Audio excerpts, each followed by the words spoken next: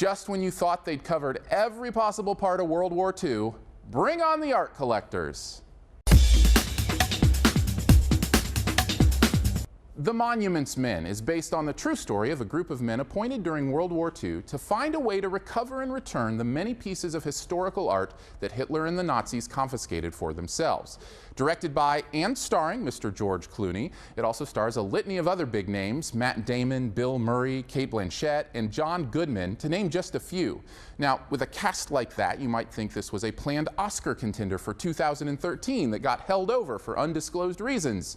And you'd be right. It's exactly what it is. Probably a wise decision, as the final product just doesn't quite hold together. Not that it's all bad. When you're dealing with talent like this, it'd be difficult for it to fail on every level. These actors know their craft and manage to pull decent performances out of a pretty jumbled script. Of note specifically, Matt Damon and Bill Murray are really very good in this, both capturing very real characters and pulling emotion out of some very tough scenes. Murray especially shines by selling the humor of the film better than anyone else, which may be the best part of the movie. Seriously. Dude's got such great delivery.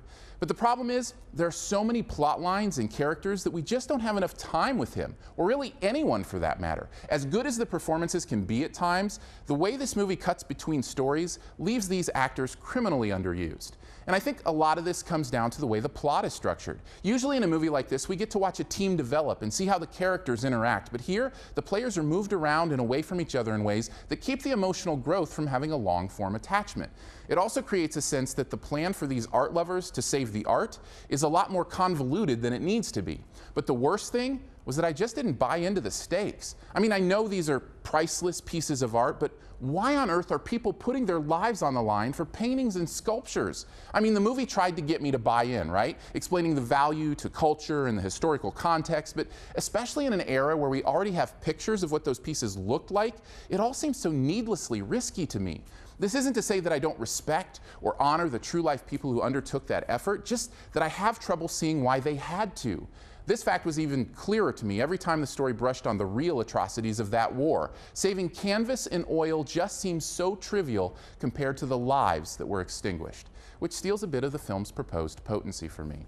Overall, The Monuments Men is a well-acted and at times funny movie whose disjointed scenes and inability to get me to invest in the importance of its subject brought its value down to a C. Thanks for checking out this Your Movie Friend review. You can stay tuned for this review's best ever challenge here in a bit. But first, going to throw some stuff up over here if you want to click on. The subscribe button's up there. That's the big gray one, which I very much appreciate it if you click that. Also want to throw some reviews up here that you might want to check out: Vampire Academy or The Lego Movie. You can also click the logo right up here to go to yourmoviefriend.com, where you can search by title for reviews.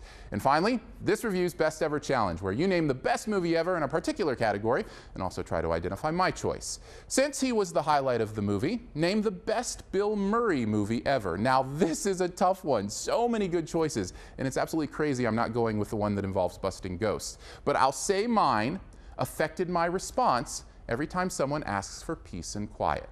Drop your own answer and a guess at mine in the comments, and the first person to guess mine does get a point. Thanks, and don't forget to subscribe.